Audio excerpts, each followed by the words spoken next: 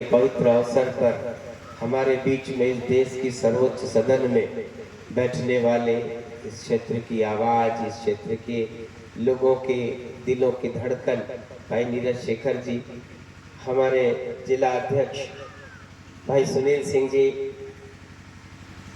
भाई वीरेंद्र राय जी, वीरेंद्र राय गुड्डू जी, हमारे सानंद सिंह जी, दिनेश वर्मा जी, प्रमोद राय जी, रामराज तिवारी जी,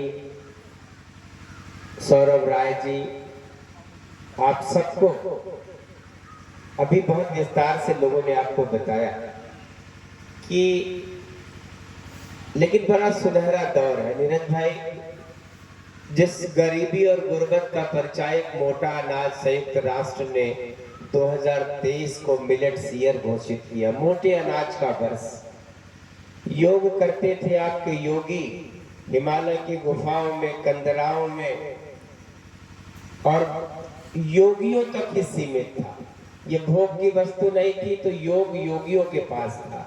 उसको भी जनसुलभ बना दिया। देश के हर घर में, हर गांव में, हर मोहल्ले में, हर बस्ती में लोग योग करते हुए मिलते हैं। और योग को भी दुनिया ने 21 जून को विश्व योग दिवस के रूप में संसार मनाने लगा। मोदी जी ने छुआ है इस विधा को भी, खेती को, किसानी को। किसान राजनीति का विषय जरूर था 1947 से आजादी के बाद, लेकिन किसी ने किसान को आज तक कुछ नहीं दिया। अखबारों की खबरें होती थी गर्मी के दिनों में, जब ये फसल का चक्र पूरा होता था तो किसानों की आत्महत्या का दौर महाराष्ट्र से शुरू होता था, मध्य प्रदेश से शुरू होता था।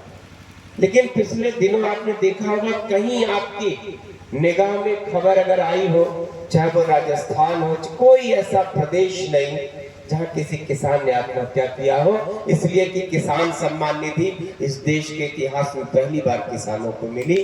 और मैं अभी मध्य प्रदेश के चुनाव में था, 1.5 महीना, दतिया जिला। वहां की राज्य सरकार 6,000 अपनी तरफ से देती थी, तो वहां के किसानों को 12,000 मिलता था। और इस चुनाव का वायदा था कि 6,000 और मिलेगा, तो 18,000 रुपया वहां के किसानों को। आपके यहाँ भी आने वाले दिनों में यह रकम बढ़ने वाली है।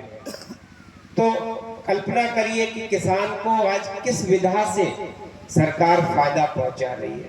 वहां आज एक बच्चा माँ के गर्भ में आता है, ये सरकार उसकी भी चिंता करती है कि उसकी माँ का पोषण कैसे हो, उस बच्चे का पोषण कैसे हो। पढ़ाई लिखाई, खेती किसानी, एफपीओ के माध्यम से पूरे देश के किसान संगठित हो रहे हैं, उनकी ताकत बढ़ रही।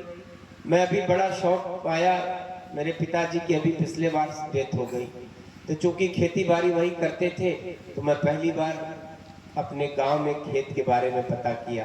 पहली बार अपने खेतों के मेड़ों पर जाकर देखा कोरोना के काल में, तो सारे खेत अधिया किसरी थे। अभी एक खेत के बारे में मन में आया कि अपने लिए ऑर्गेनिक गेहूं पैदा कर लो, तो पता चला कि 7 वर्षों तक अगर आप किसी मिट्टी में लगातार ऑर्गेनिक खाद यूज करेंगे, तब जाके उस मिट्टी का स्वभाव परिवर्तित होगा। इतना आपने रासायनिक खाद उसमें वर्षों से डाला है।